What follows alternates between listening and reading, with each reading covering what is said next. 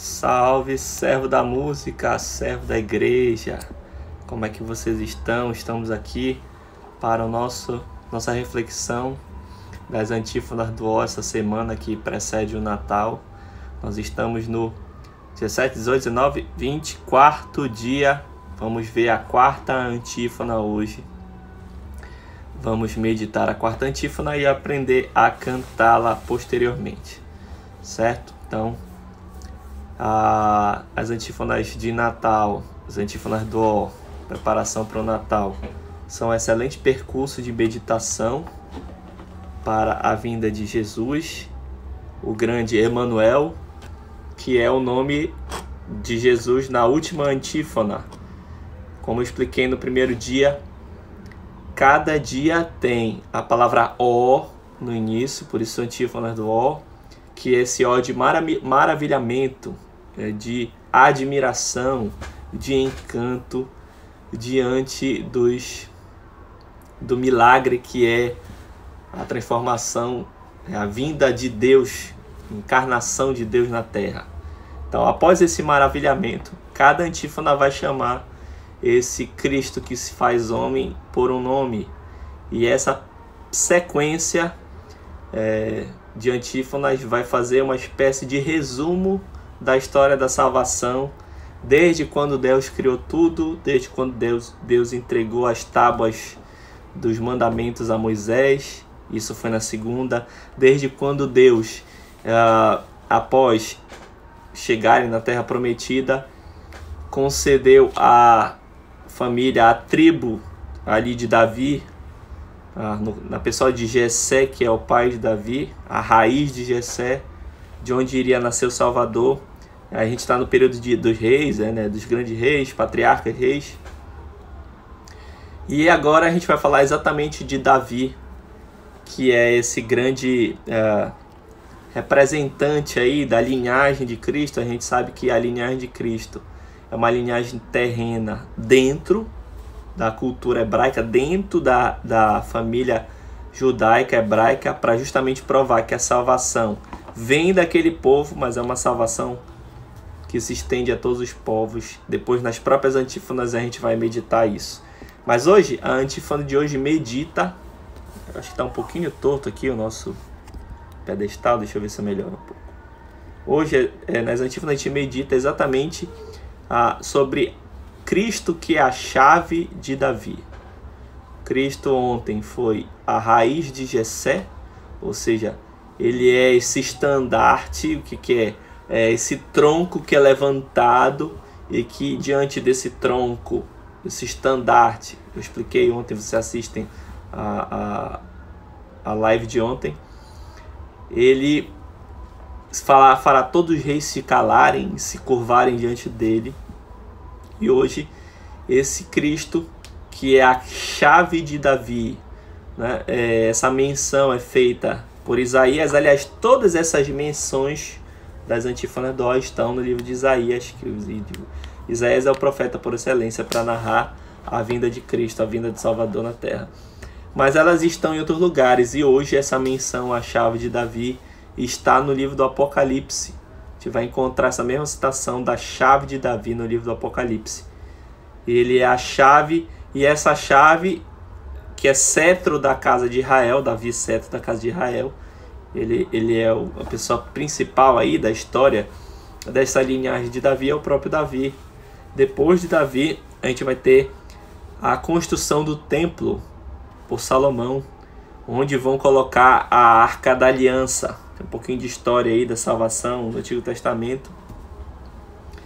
Então vai ter o famoso templo, o templo que logo após o advento de Cristo, sua morte, paixão, ressurreição, vai ser derrubado pelos romanos no ano 70.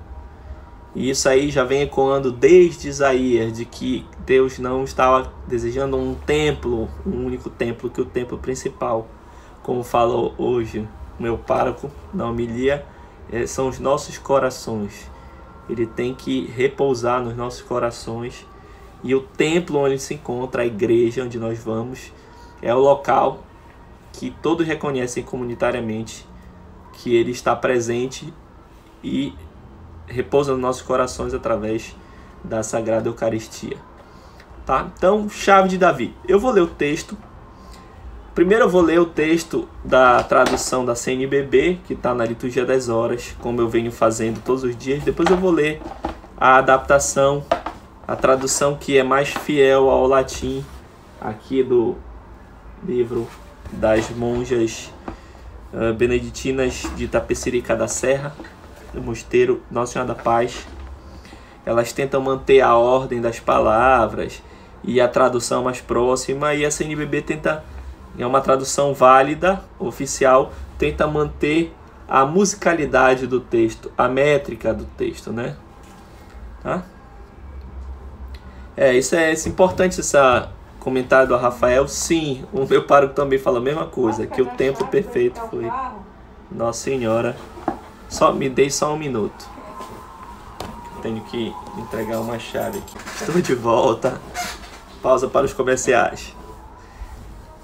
Então, como o Rafael comentou aqui, e o meu pároco também comentou isso na homilia, que o grande templo, o verdadeiro templo foi Nossa Senhora, né? Que recebeu esse Cristo e o gerou, recebeu o próprio Deus e o gerou e o fez em forma humana, né? Então, vamos ler aqui a tradução oficial da CNBB, que é uma tradução mais musical, né, que tenta fazer uma poesia na nossa língua, né, para adequar o canto. Ó chave de Davi, cetro da casa de Israel, que abris e ninguém fecha, que fechais e ninguém abre. Vinde logo e libertai o homem prisioneiro, que nas trevas e na sombra da morte está sentado. Tá? Então, chave de Davi, como eu já falei, cetro da casa de Israel. E essa chave abre e ninguém é capaz de fechar. Essa chave fecha e ninguém é capaz de abrir. Então, Cristo é o próprio chave que abre os céus, né? Que nos permite alcançar os céus. E fecha também o inferno, como conta no Apocalipse, que esse mal, esse demônio é trancafiado, né? É feito cativo, prisioneiro nos infernos. Aí depois disso, que já descreveu, né? Eu já expliquei várias vezes que esse tipo de oração é bem próximo do que é uma oração na missa, né? Que primeiro chama por Deus, define o que ele é aqui naquela circunstância e depois faz o pedido, né? A forma ecológica aqui, que é uma herança hebraica, esse tipo de oração, esse tipo de construção de oração. E o pedido é: vinde logo e libertai o homem prisioneiro, né? Ele tem a chave, ele liberta da prisão. Libertai o homem prisioneiro que nas trevas e na sombra da morte está sentado, né? A tradução aqui do mosteiro é bastante próxima.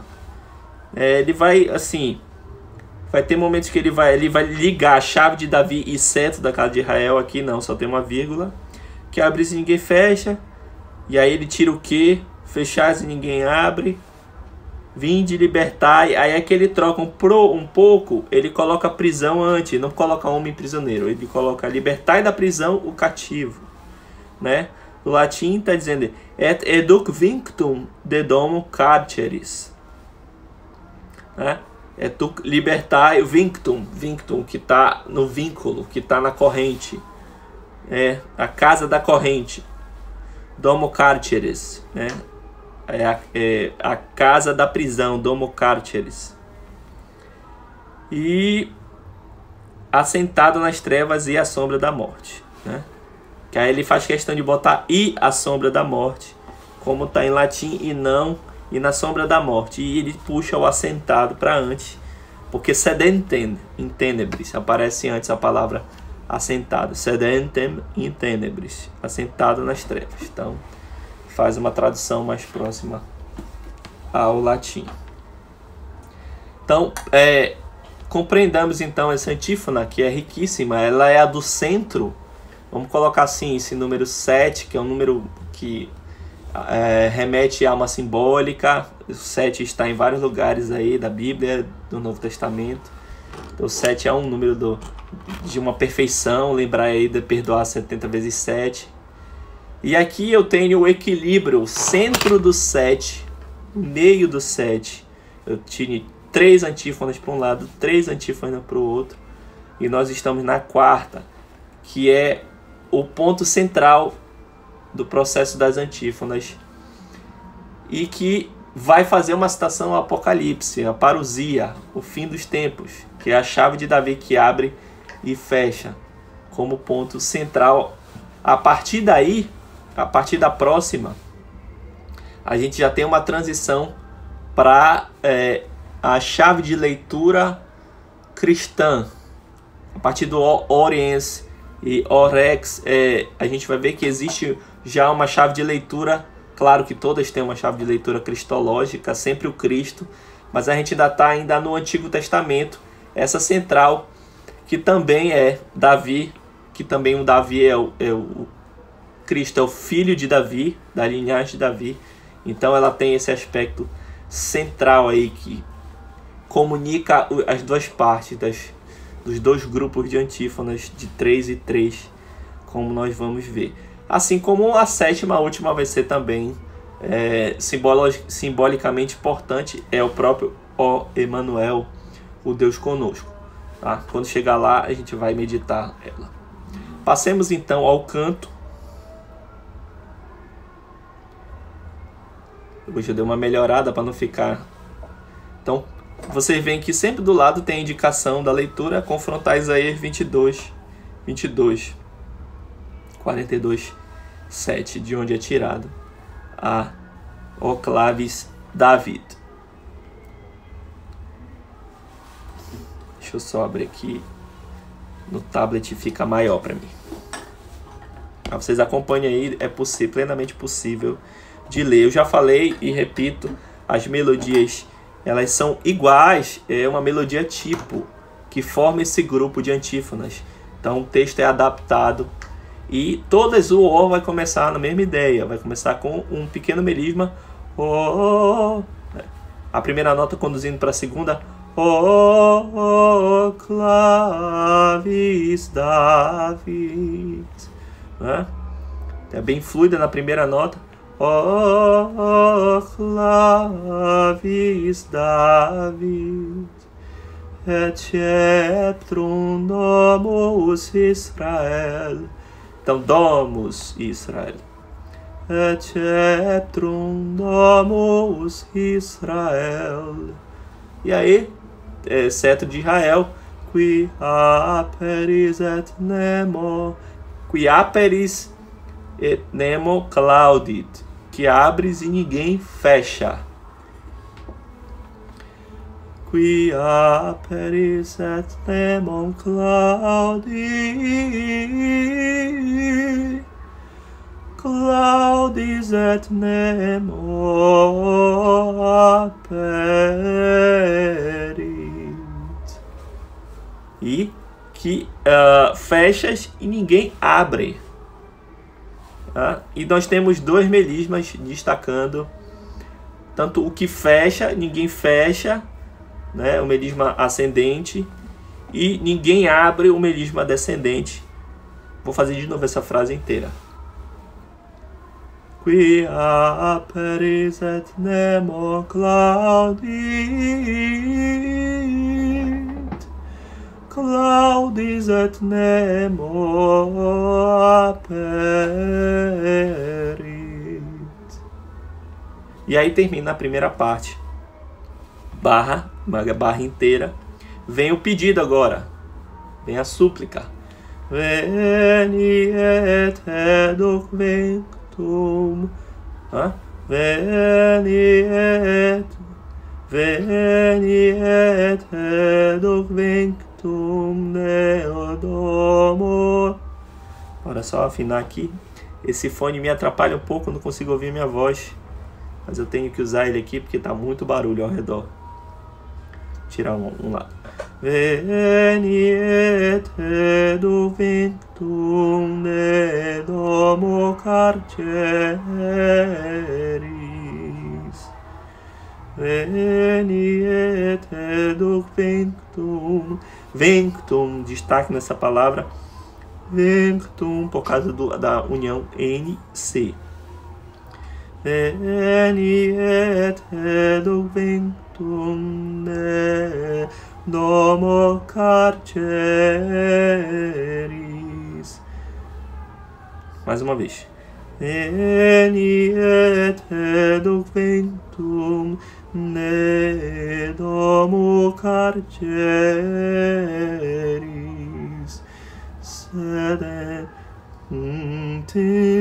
Sedente in tenebris.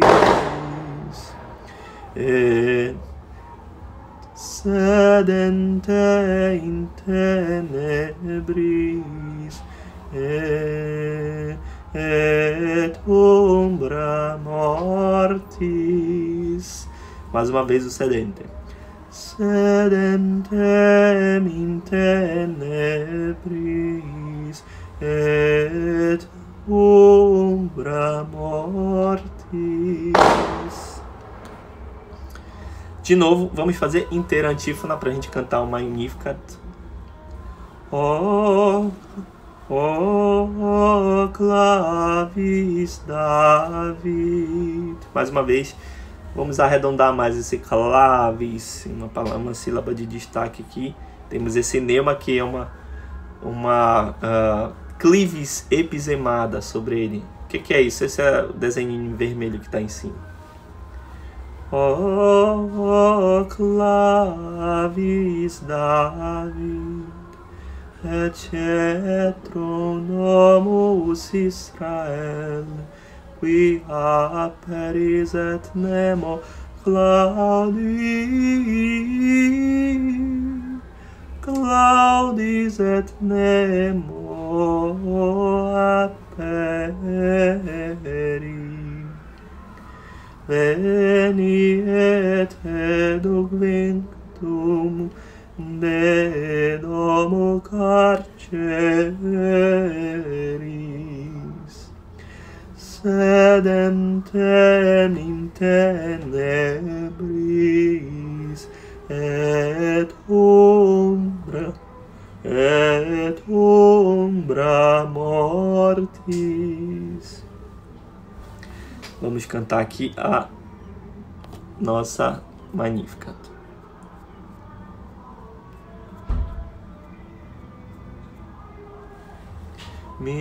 A minha alma engrandece ao Senhor, e se alegrou o meu espírito em Deus, meu Salvador.